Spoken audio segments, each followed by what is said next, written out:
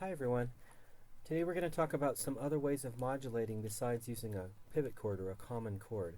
So let's go ahead and start with that. When two keys have a chord in common, we can use common chord modulations. And that's a frequent way to modulate between them. But if we have two keys that aren't closely related or that don't have many chords in common, there can be other ways of connecting them. So these are some of the other types of modulation, and sometimes they'll allow you to modulate the keys that have no chord in common at all. Here's an overview of the types we'll look at: monophonic modulations, chromatic modulations, phrase modulation, modulation by sequence, modulation by common tone. First of all, monophonic modulations. This is when we have a single vocal or instrumental line, and so there's no chords. You can introduce the accidentals of the new key and emphasize them so that it's clear that you're changing keys. But since there's really only one voice here, then we call it a monophonic modulation. So here's an example. Starts in G and ends in E minor. Sounds like this.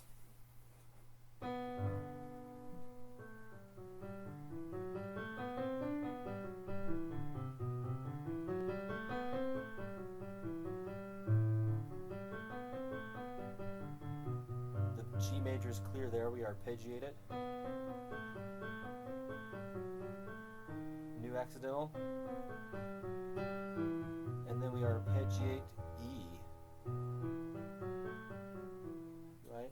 So in the course of the piece, we've moved from G major to E minor by introducing that D sharp and then arpeggiating E minor. So it might not be possible to use Roman numerals. You would just mark the point in the score where it's switching from one key to the other.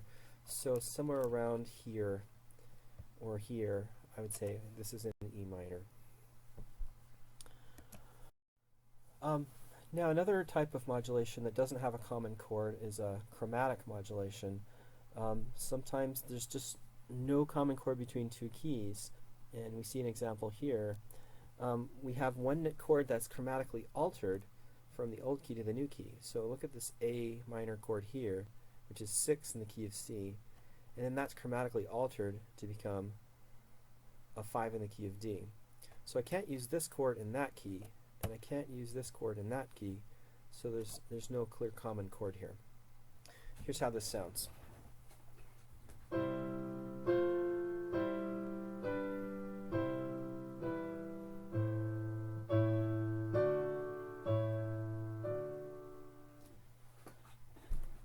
Okay, so since we chromatically altered one of the chords, we'll call it a chromatic modulation.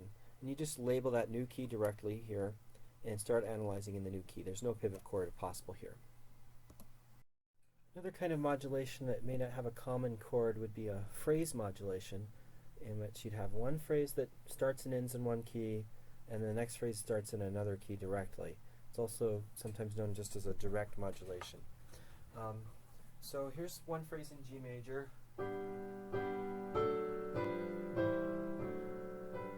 It ends in G, and the next one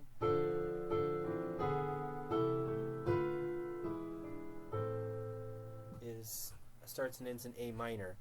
And if you look at the point at which they shift, you can't really use the G major chord in A minor that well. It's possible. You could use a major 7 as a pivot. And here, this D minor chord doesn't work that well in G.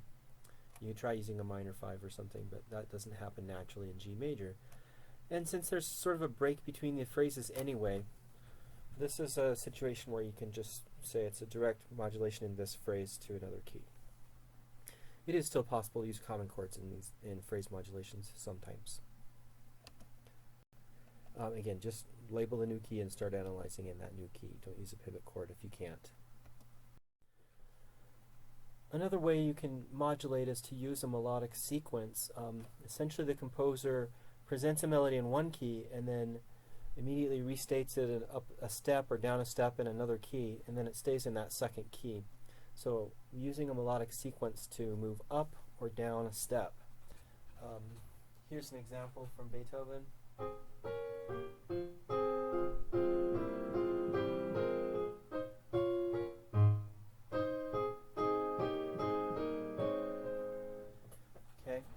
first half of that melody is in F minor, and cadence is stops on F minor there. And then the melody is repeated up a third in the key of A flat. So those keys are closely related, but the way in which it moves from one key to the other is clearly using a sequence, just taking the material and moving it up. You can also use a harmonic sequence to modulate from one key to another. So, for example, the most common harmonic sequence is the circle of fifths, and if we would modulate to the keys around the circle and go around it like a harmonic merry-go-round, we just keep shifting keys as we go around the circle. You lose your tonal center, and you can just keep going around and then get off at any point. So you can use the sequence to get to any number of possible tonal centers along the circle. I'm just going to illustrate that with one quick example here. So I start in B major, E major,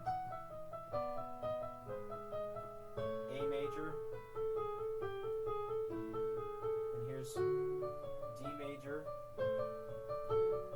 G major, C major, and then maybe if I establish that with the cadence, then that's where I'll get off, and I'm in C major. So that's a fun way of modulating. The last type of modulation I'd like to talk about is the common tone modulation. Sometimes you may not have a chord in common between two keys, but you might have a single note or a common tone that is the same between those two keys, and you can use that to connect them together. So in a common tone modulation, you take a single note that is held in common between the two keys, isolate it, repeat it, and link the keys together. So in this case, we're in B minor, and between the two keys, I repeat this F sharp, which is scale degree 5 in this key, and scale degree 3 in this key. So here's how this example sounds.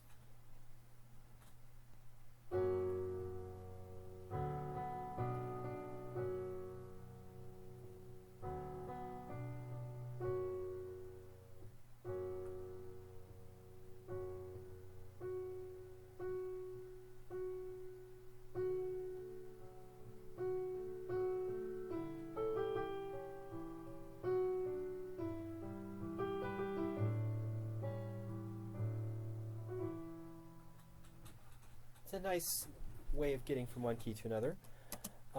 So we can analyze this sort of with a pivot symbol. I haven't used one here, but you could put a pivot chord symbol showing the scale degree in both of the keys rather than the chord that it would be in either of the keys. So those are some other ways of other types of modulation, and I think you're ready to answer the questions in the quiz.